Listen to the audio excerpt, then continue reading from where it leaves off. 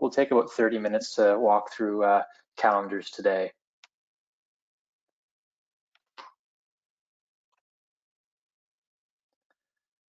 So just a quick overview for webinars for those that haven't used this technology or are new to webinars. Everyone will be muted for the duration of the webinar, so I won't be able to hear you and I'm not able to see you, so don't worry about that.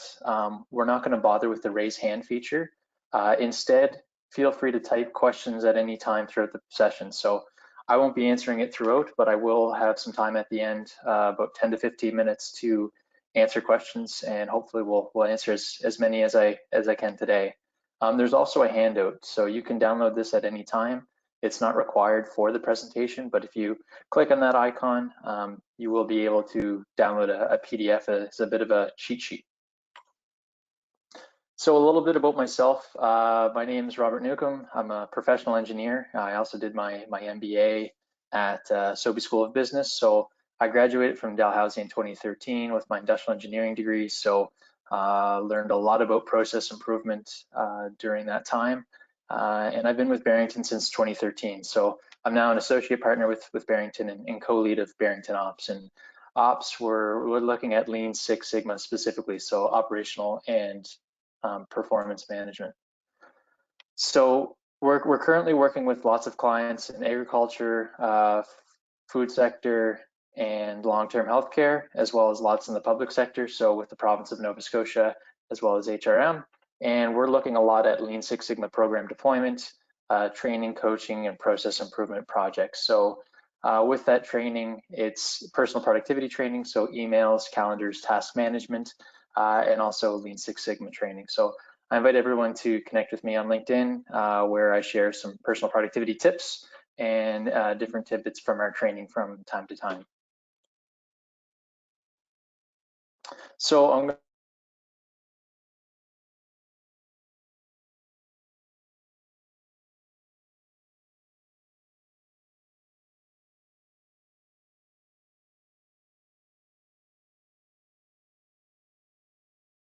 I want to know, are you here today to learn more about time management habits for Outlook Calendar? Perhaps Gary's webinar rocked and you wanted to learn more, or perhaps it's free. So, and you had nothing better to do at lunch today. So hopefully I'm seeing I probably talked through it a little bit quicker than it showed up on your screen, but I want to know why you're here today. So more about time management, or maybe it's specifically the technology around Outlook Calendar, and maybe it's a mix of all 3 or 4 there.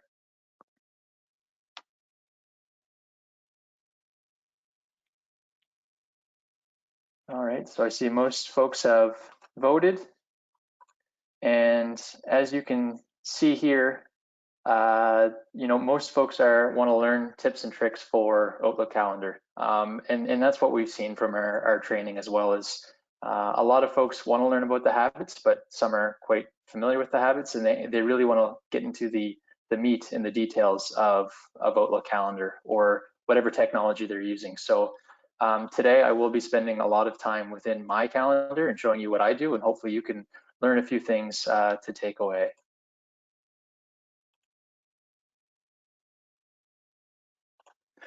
So the objectives of today in the webinar, we want to teach you strong habits to manage your time, but also look at those tricks and tips to using Outlook Calendar. So a little bit of both today. So how we're going to accomplish this, we're going to look at David Allen's 6-level model from vision to current actions to kind of set the foundation. And we'll talk about the Barrington Ops 4 rules of calendar management. Then we'll actually go into my calendar, show you some different things to do in there, and answer questions at the end. So if we look at David Allen's 6-level model, and he's the author of Getting Things Done, so kind of a productivity specialist, he talks about looking at your life or your 3 to 5 year vision at the top. So kind of this is the 50,000 level view. And why we start here is we want to make sure that our current actions from day to day, what we're doing every minute, every hour, every day, every week, is connected to your vision. So what you want to accomplish. And we connect the vision to our goals. And hopefully a lot of folks maybe you have New Year's resolutions, or maybe at the beginning of every year, you think, what do I want to accomplish this year? What training do I want to do? What skills do I want to learn? What do I want to accomplish in business? Maybe what do I want to accomplish in my personal life? So we set these goals based on our vision and where we see ourselves 5, 10, 20 years down the road. And breaking that down a little bit further, we have areas of responsibility, so different roles. Those roles could be business roles, they could also be personal roles. In each roles, we likely have projects, and in those projects, we have actions. So as we connect this to the calendar, we want to look at annual planning, so setting SMART goals, personal and professional. We break those down into monthly. So how this relates to calendar management is we want to measure your progress on annual goals. And oftentimes these are things that are not urgent. You know, these year-long objectives, we think, oh, we got plenty of time to do that. But I have all of these other urgent things and other tasks that need to come up first. Well, if you schedule these in your calendar, it'll help make sure you get these done. On a weekly basis, we want to look at what needs to be done, when is it due, and how long it will take. So we want to put all of these actions and elements in the calendar, and I'll talk through that when we go through Outlook Live. And then on a daily basis, you want to use your calendar and your task list as a guide. So don't let email drive your actions day to day. You know, emails coming in are usually other people's priorities, not your own. So we want to look at what are your own priorities, put those in the calendar, and make sure those are your focus. So rule number one for Barrington Hobson calendar management is give every minute a job. So we want to make sure that we're best utilizing our time and we're making our minutes work for us and what we want to accomplish. So there's only so many minutes in a day, there's only so many days in a week, and we have to best utilize our time. And that's on a professional basis, but also personal basis. So how do we balance that all? And how do we make sure that we're living stress-free, especially in times like these, that we have a good balance and we're, you know, getting everything that we want to get done during this time. Another thing about giving every minute a job is humans are poor multitaskers. It's science, you know, especially if there's two cognitively demanding tasks, we task switch, we go back and forth. So we want to actually batch activities such as emails and these little mosquito tasks that kind of get in the way. So we're not constantly going back and forth. You see that little email icon pop up, we don't want to worry about that. So use the calendar, batch these tasks together to get them done more effectively. We also want to start scheduling time with ourselves to get the work done. So having these personal appointments with yourself, block that time in your calendar to make sure that nobody else takes that time away from you. We can call these people time vampires. They kind of suck at your time. And perhaps you work with a few of these folks that are always looking to interrupt you at your desk, always making a phone call or trying to schedule meetings. We want to try to block some of that time. And a lot of this is getting into deep work. So those demanding, challenging tasks where if you get interrupted, it takes you a little bit of time to get back into the rhythm of things or get back into flow. That's why we want to block these big chunks of time. And in order to do that, we want to use our calendar. So we say if it's in your calendar, it's real. So we want to look at that and we want to make sure that we're putting these tasks and activities in the calendar. So rule number two is embrace the important and non-urgent tasks. So those folks that are familiar with Covey and 7 Habits of Highly Effective People would recognize this matrix. We also talk about this in our productivity training. You might know of this as Eisenhower's matrix. So basically at the top, we have urgency. So on the left-hand side, we have urgent, right-hand side, not urgent. On the top, we have important, and on the bottom, we have not important. So those tasks that are important and urgent, we just do those right away. You know, if they have a set deadline, time limit, we need to get them done or else there's, you know, consequences will be had. We just do. But what about those tasks that are important but not urgent? You know, and for us to get those done, we need to plan time and set aside time because these number one quadrant tasks are always going to get in the way. So this is where we really want to focus our calendar and our efforts. So these things we want to plan monthly, maybe even weekly. So you're setting aside time. So these are activities such as strategic planning, building new relationships, fostering old relationships, recognizing new opportunities, professional development, volunteering, and even those things that'll help make your life less stressful and more productive, such as organizing your emails, organizing your files. These are all things that people are probably thinking, yes, I need to do more of that, but I just don't have time. So let's put those in our calendar so we make more time for ourselves.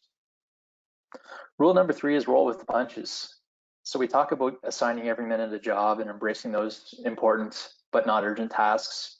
Things are always going to come up. Things are going to get in the way.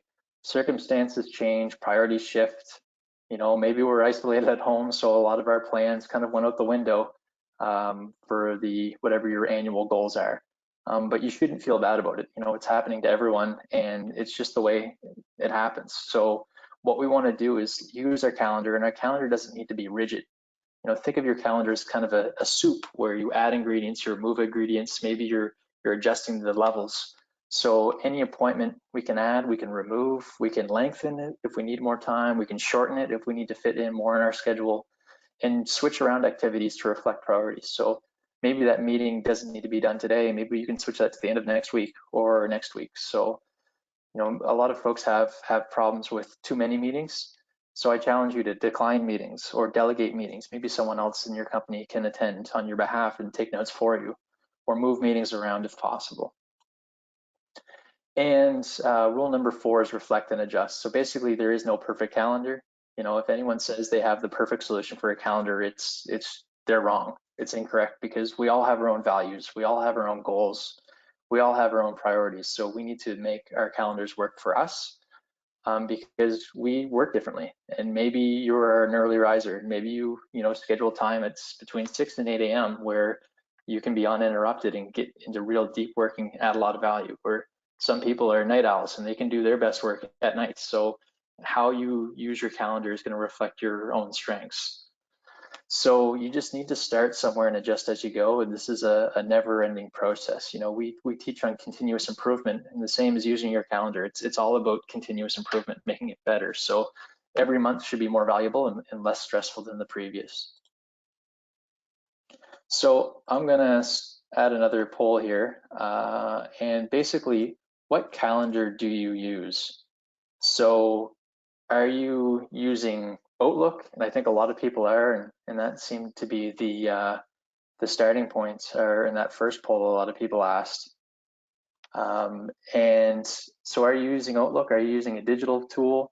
Maybe you're using Gmail, or perhaps you're using some other app on your phone or some other calendar. And maybe you don't even use a calendar or hardly reference your calendar. Maybe it's just there for meetings, but it's not highly used.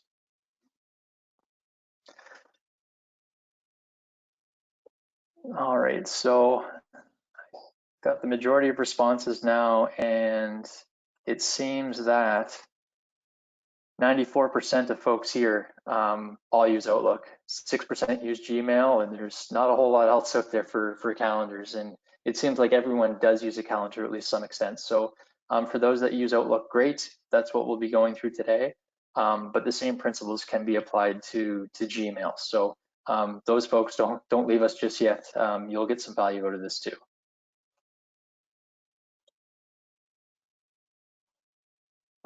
So I'm going to close the presentation here and check out my calendar and kind of walk you through what I do and my thought process of creating a calendar.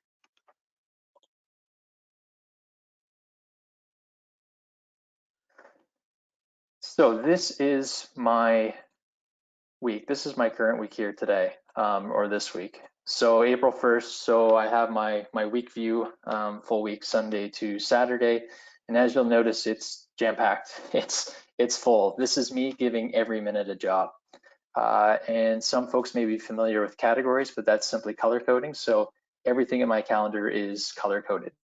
So here I have in the bright colors, this is what I use for billable work. So by client, I have a different color. So I have green here. I have, kind of this purple color here for billable clients. I also have these blues and darker navy, green, turquoise, whatever you might want to call it. Those are non-billable hours. So I want to keep track of how much I'm billing and how much I'm not billing, and make sure that I'm using my time effectively. So that's important for me to reflect on every week to see, okay, am I meeting my billable targets? But also, am I doing those support activities to make sure I'm adding value? And you'll also see I have red here. So red is anything personal.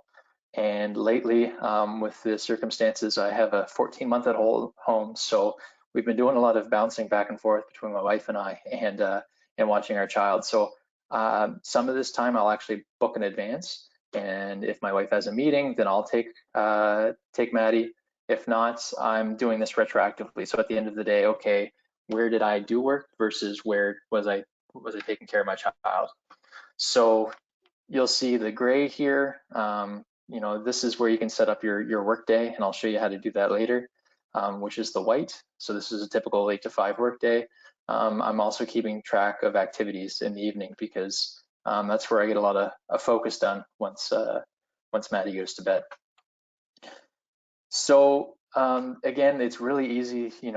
Outlook is very straightforward in dragging and dropping. So if I said, oh, you know what, I actually started webinar prep, or maybe this afternoon I'm working on a proposal and I actually was able to work till 5, you can just simply drag and drop by moving the arrows, or just move the time altogether.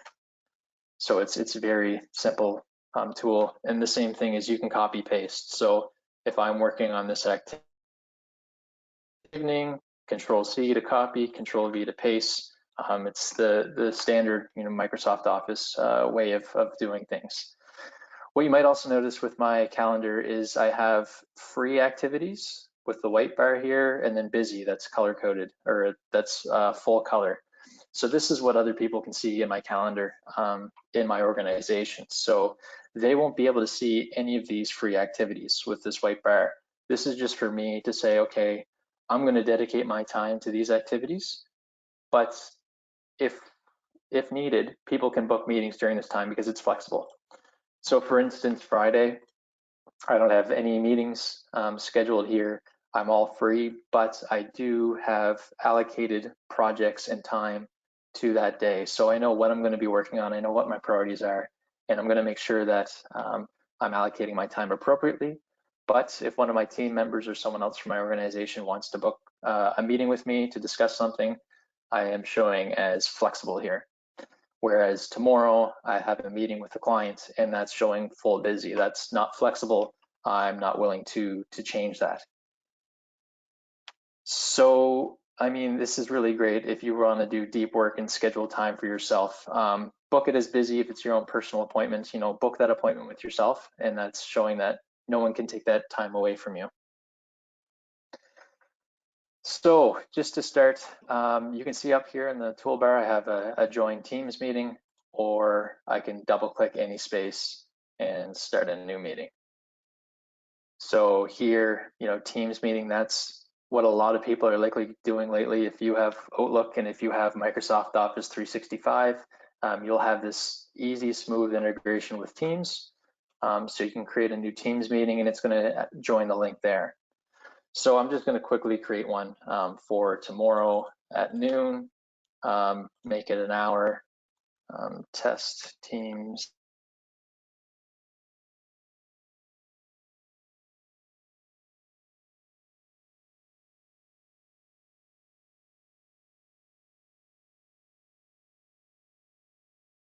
Currents. If you want to do like a weekly status meeting, you can set that up here, but this is just one meeting. And this is where you want to categorize. So you saw all the colors in my calendar. It's going to show as tags up at the top. And if you aren't using calendar or categories for your calendar or for emails, you'll likely see 4 or 5 different colors, might be blue, red, yellow, green, and so on. But I have my list here. So if you go to all categories, you can create a new category, give it any name you want, any color from this list, and click OK. So here you'll see my categories. You'll notice it's all in alphabetical order. So you can't actually move things up and down the list. It's done that automatically. So there's a few little tips is you can use different symbols to organize your lists. So here we have a shared calendar with our ops team. So if we want to say who's doing the training, we can color coordinate it that way. Otherwise, my personal ones, I have the @ symbol to show my different billable clients. And then if I have multiple projects with that client, I will add a suffix basically there. So 6 projects going on here, 6 different ways to build my time, and I'm tracking that accordingly. So you'll notice all of these are kind of bright colors, so they stand out on my calendar. With the Barrington ones here, this is all internal non-billable work. So how am I tracking my time against different categories? So the main Barrington stuff specific to our team with ops, and then all the personal. So you'll notice that's kind of starts with a P, it's all at the bottom of my list, and I can easily, they're all the exact same color because I don't care whether it's something I'm doing with family or if it's anything related to finance, it's all the same red in my calendar. I don't need to differentiate between the two. But if I'm using this for email, it is nice to differentiate between them. So you might think of, okay, how am I going to use categories? Maybe I'm not a consultant. I don't care about billable, non-billable time. Well, this is where you can think back to the 6-level model. You know, what are your goals? What are your objectives? You know, what are your different roles? You can put categories to those different objectives to say, how am I spending my time? Am I spending enough time on my personal or professional development? Am I taking enough training? Am I spending enough time on these certain projects? You can set up categories that way. So that's meeting and categories. You can see at the top, there's a bunch of different add-ins that you can add in. And then scheduling assistant. I think a lot of folks are quite familiar with this. You can add different people on your team. You'll notice here I have Gary and Logan. These 2 guys share their calendars with me. So I can see the details about what's in those calendars. So I'm not going to save that. So you notice I don't save it, it's not showing up in my calendar here. So you'll see shared calendars, I have Gary and Logan. So let's just look at Gary's for an example here. So here's Gary's calendar and my calendar merged. So mine's in the background, all of these blues, because I'm looking at Gary's calendar, it doesn't show my categories. And it shows things that are categorized for him. So you can see here that Gary has a private appointment Thursday. So you are able to make things private in your own calendar. So even if you share your calendar with those folks, they can't see those details. So for instance, I have, you know, a reminder here to pay my MasterCard that's locked. So people that I share my calendar with, they wouldn't be able to see those details. So even if you're worried about, oh, I don't want to show my personal stuff, I keep my personal and business all in the same calendar, I don't want to share that, well, you can mark those as private. And I'll just go through an example here. If I want to right click, you just simply click private and you'll see that little lock icon come up. So nobody's going to be able to see the details, whether it's the title, location, or description within there. Even if you're sharing your calendar, they won't be able to see that. So if I go back to Gary's calendar, this can be really helpful if you're working with a team. So for example, Gary and I, you know, maybe we want to coordinate a meeting together and we're both traveling. So, I mean, right now we're not doing any traveling, we're all working from home. But let's say he was doing a project in Dartmouth, I was in Halifax, and I wanted to schedule a time for us to meet up.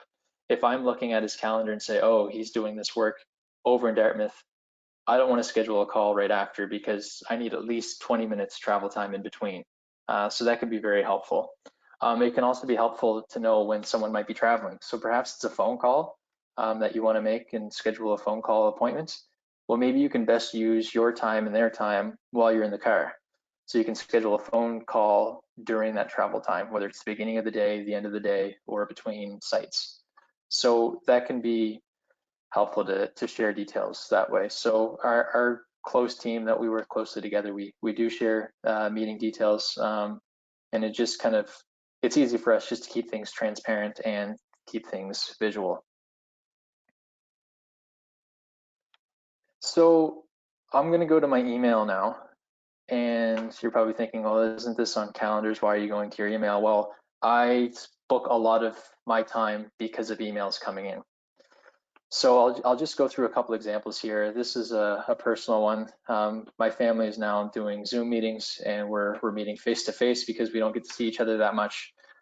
So my sister has actually scheduled a family time Zoom meeting. So what I'll see here is you'll see there's no quick link to put this in your calendar. So there's two ways that I can schedule this. I can take the email and drag it over to the calendar icon at the bottom. And you'll see is what it shows up is it automatically shows up at today's or the next available time, or sorry, the next time in your calendar. So it's 12:26 right now. It's going to show 12:30. So I'd have to go to my calendar and say, okay, you know what, Sunday at 6 o'clock, update it here. I want to do that at 6. So, and it will carry over the title of that email.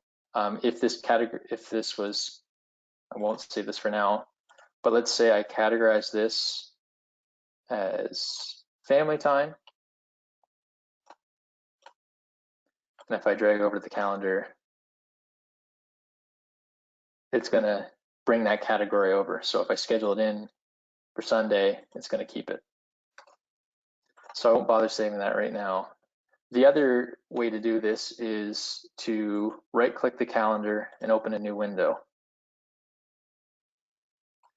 So you'll see, if you have two monitors, this is such a time saver to have both of these screens open at once. It's a little bit messy with one small screen, but I'll kind of show it anyway. So for instance, I have this email and I can drag it exactly where I want to schedule this email. So this is a meeting. I'll just drag it over. You'll see Sunday the 5th at 6 o'clock. And as it does that, it's automatically going to carry over the details. So if I hit save and close, you'll notice that it pops up there. And if I double click, it's going to actually have the details of that email in that meeting. So you'll notice it doesn't actually move my emails here.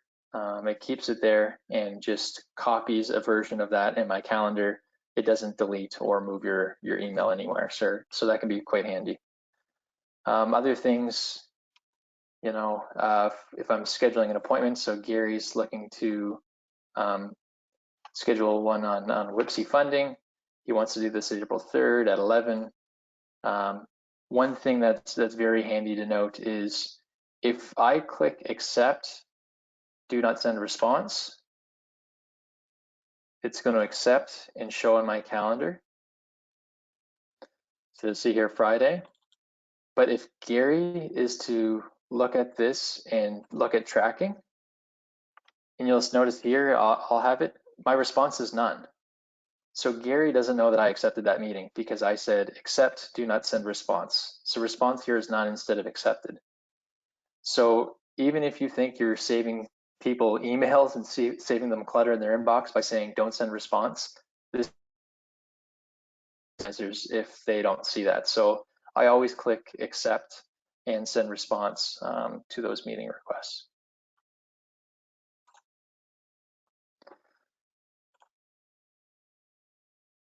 So that's, you know, looking at email again. So it's very simple, drag and drop. So now if I have an email that takes more than 15 minutes to do, I'm always putting in my calendar just to make sure I have time. I'm doing it right away. And I don't want to get stuck in my inbox. So if I have 10 emails and they're all tasks that need to take 15 minutes to 30 minutes, you know, that's taking up hours of my day and that's responding to other people's priorities. So focus on your own tasks, focus on your own activities, and start looking at your calendar to say, okay, when is it best to respond to this email? If it's going to take a little bit of long time. If it's a quick response, we say if it's less than 2 minutes, do right away. Otherwise, you can drag it over in tasks. So if you'll notice you can add to calendar through these quick links if you have a meeting invite, such as, you know, this is today's webinar, but I can also drag it to my calendar and set it up for a certain time here. So 12 to 1, and all of the meeting details are going to come through. So you're going to have all of your links join the webinar. So instead of trying to find that email to say, where's the link for the webinar? It's now in your calendar quickly and easily to find. So this will help organize your time and keep a clean inbox. The last thing I'm going to show today is different views. So you'll notice this can look like a lot. It might be hard once you kind of get in the rhythm. It's pretty quickly to see and navigate. But perhaps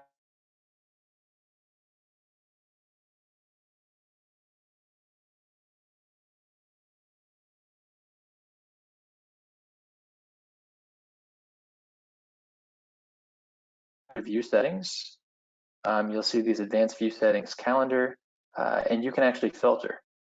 So if you go to filter, more choices, you can and I want to say, okay, you know what? How much time did I spend this week on this webinar, Lunch and Learns, meeting new prospects?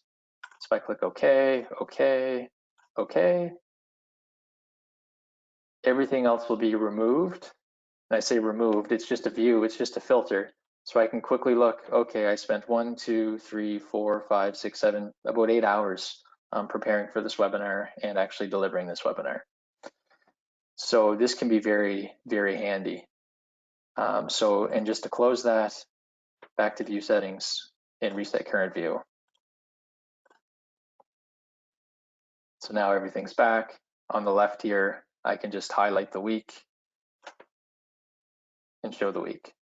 Or I can highlight the day,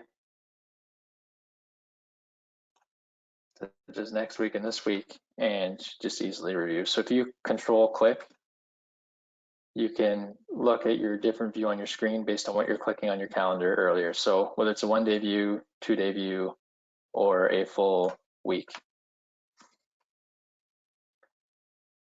So that's the different views. The other way to view, if you can also save views. So if I went here and had view settings, filter, I just wanted to look at a certain category. So let's go back to the webinar.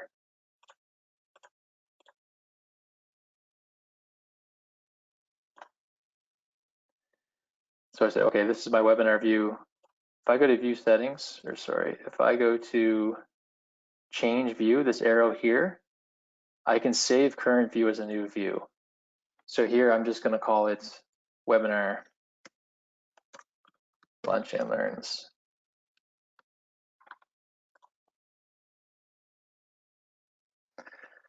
So now I can see webinar Lunch and Learns as a view. So I no longer have to set that filter. I can just come back to my save views and quickly see. So for instance, I already have one for non-billable, and it defaults to that full month. So if we look at last month, you can see all of these activities. I can highlight this week. And this is everything that's non-billable activities right now for myself. So at least planned or what's already happened.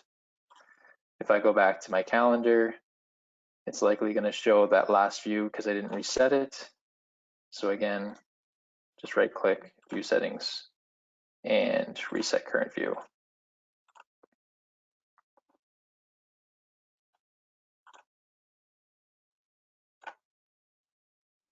So see everything kind of came back here. The other thing you can do in view settings is do a list. So this can be very helpful when you're trying to find meetings. So you're thinking, oh, I had a meeting last fall and there were some agenda items in the email that I want to check out. Going here and trying to find that and doing a search. You can search by categories and it will only filter on certain things. So for instance, I'll look at family. You can see, okay, where am I spending my time with family? I have vacation booked here. Well, what days did I take vacation? This list view can be very helpful to find certain things.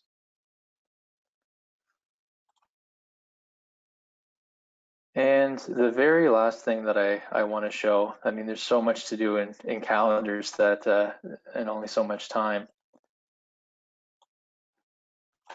So if I go back to my calendar view,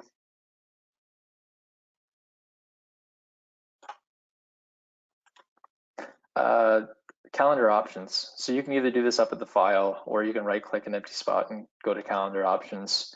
And there's a few neat things you can do here. So if your work hours, perhaps they're changed or you don't like the Outlook default, or maybe now with, home isolation, you're saying, you know what, I want to dedicate some time, or I'm going to work different hours than my typical work hours. You can set this up here. Perhaps you're getting up earlier now, but you want to get off work early. You can set these up now, including days of the week and times. And if I click OK, you'll see that what should happen is you'll see the white area change on your calendar going forward. So people will see different times here. You can also default your end appointments. So if you want your appointments to end early, so if, for instance, you want to go from typical 30-minute meetings, you want to allow 5 minutes travel time, you can schedule 9:30 to 9:55. Well, this can be your default. So anything less than an hour, you can end 5 minutes early. Anything longer than an hour, you can end 10 minutes early. So you can build in that travel time and make that automatic based on the options here. So there's quite a few things that you can look at and add. So I urge you to kind of look at your calendar options and different things that you might be able to customize for yourself to make things easier. So I'm going to open it up for questions now. We'll do about five to 10 minutes of questions. So I'll try to get through as many as I can, and we'll end here in about 10 minutes or so. So put them in the question spots, and I will try to view questions here. So first one is, can you go over the drag and drop for email calendar again? Thanks. So certainly. So there's two ways to drag and drop email. So you just click on that email and you can drag it over to that calendar icon. And that's going to automatically, again, put it in the next time slot. So the next, if you have your meetings defaulted to 30 minutes, it's going to be the next 30 minutes on the hour or on the half hour. And then the other way to do this, which is my preference, is to click the calendar, open in a new window, and now you can drag it at a specific time. So I can drag it in a block here, and I no longer have to update it here. So that's easier to see, what other conflicts you might have or other meetings you want to work around.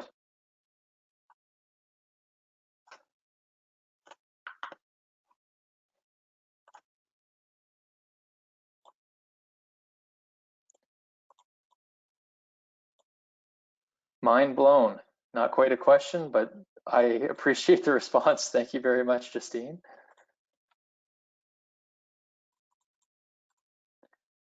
How do you block off your calendar for certain tasks that are flexible, but when someone wants to book a meeting, it is shown as I am free? So that's a great one. If you open up your calendar, you can just double click a time.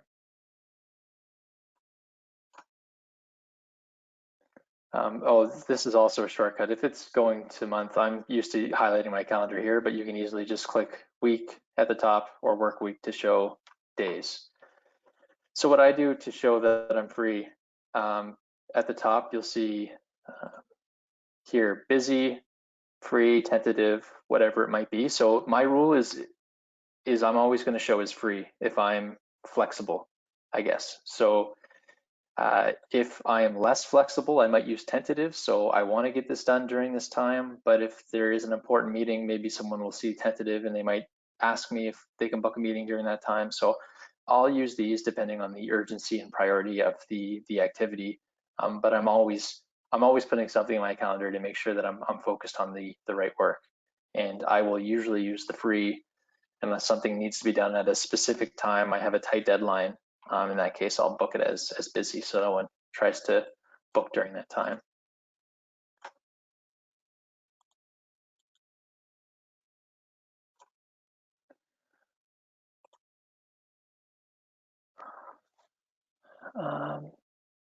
Can you show how to put your email in categories again? Certainly. So for categories, it's pretty simple. It's just right-clicking. So whether it's in an email, you can right-click and use categorize, or at the top of your toolbar, you should see categorizing in quick steps or in tags, there should be a categorize. So if you assign it again to an email and then drag to your calendar, it's gonna bring that category over to your calendar. So that's why we recommend categories also for organizing email and calendars, because they're synced between both. Can you show again how to set up? We use Skype for Business at work, and I see people sending the calendar appointment with a link to the meeting itself. How do I do so? So we've recently transferred over to Teams, so I can't show anything Skype for Business. But if you're, I think it works the same way as Teams. So that Skype for Business meeting should be showing with a link in itself. So I'm not 100% positive, and this might be something that Microsoft's working on, but if I go to Teams meeting, it's automatically going to have that link within that meeting spot there. So people, it's a lot easier to go through the calendar invite versus the meeting or versus your email to try to find that time. So if I just click this, it would automatically join the Teams meeting through this calendar invite. So I want to work a split day, a split work day, 7 to 10, 2 to 6. I hear you there. That definitely has its benefits with childcare. So can I set those hours as my work day? So I think there might be two ways to do this. I'm not quite sure what you can do in the calendar. So your calendar has a start time and an end time. So what I would recommend is if you're, say you want to work 7 to 10 and 2 to 6, I would do 7 to 6 as your work day. So you set it up here, and then I would block off 10 to 2 as out of office. So if you set this up saying you're available from 7 to 6, but then you're out of office from 10 to 2, and that's simply just booking an appointment in your calendar. So let's say Friday, 10 to 2, and you can give that the status of out of office. So now you'll see my calendar updated to what I said before. So 5 to 3, you'll notice the white has now changed, but you'll see now with this out of office here, no one's going to be able to book time, or people shouldn't try to book time when you're marked out of office. So that'll kind of show what your schedule and your availability is like.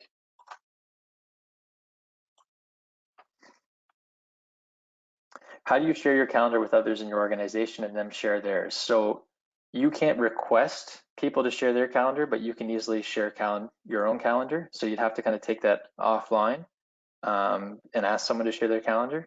But all you need to do is right click and sharing permissions. So you should have my calendar there. And what you can do here is add someone in your organization. So all of the people in your organization should be showing up here. You can add, and then you can give them all different levels. So by default, your organization likely says can view when I'm busy. So that helps kind of coordinate and do meetings, where you can customize it for certain people in your organization. So maybe you want them to only view titles and locations versus viewing all details within the meeting invite. And perhaps you want people to actually be able to get into your calendar and edit. So if you might have an administrative assistant that can manage your calendar for you and can move things around, this would be a permission that you might want to give them, is can edit. So I recommend if you're sharing calendars, either can view all details if you think meeting details are important, or can just view titles and locations. So here you go, Trish, you can now view all my details. Again, you can still set any meeting that you want as private by right-clicking private, and even if you're sharing your calendar, they won't be able to see those details. So I'll do one more question here, seeing as we're kind of running on time. Yes, so yes, you will get access to the recording. We'll be posting that on our website and we'll be sending that off. So I know we covered a lot of information, and you might want to watch again just to go through the steps. So thanks everyone. I'll just go back to kind of show what's next for us. This was our second webinar on productivity. So next week, we're actually looking at task management. So we started with emails, then we went to calendars. Next, we're going to tasks. So the next one isn't just task management for Outlook or even Office or Office 365 in general. It's kind of thinking of all tasks. So if you're keeping tasks on the paper list through email and other areas, you know, how can you best manage that in one space, and how do you maximize your productivity? So Logan, my colleague, will be covering that next week. We'll be sending out a link soon on that to register and save your seat. If you have any other questions at all about calendar management or anything productivity related, visit our website, barringtonops.ca. There's a contact information form where you can specify questions. You can also see the other services and training that we do, or you can email ops@barringtongrp.ca, so that will send it to our whole team, or myself, Aaron Newcomb at barringtongrp.ca, and my contact information is also in the webinar emails that you would have got as a reminder. So before you go, please download the handout if you haven't already. It kind of summarizes this slide deck in a nice one-pager. And thanks for tuning in, and hopefully we'll see you soon. Thank you very much.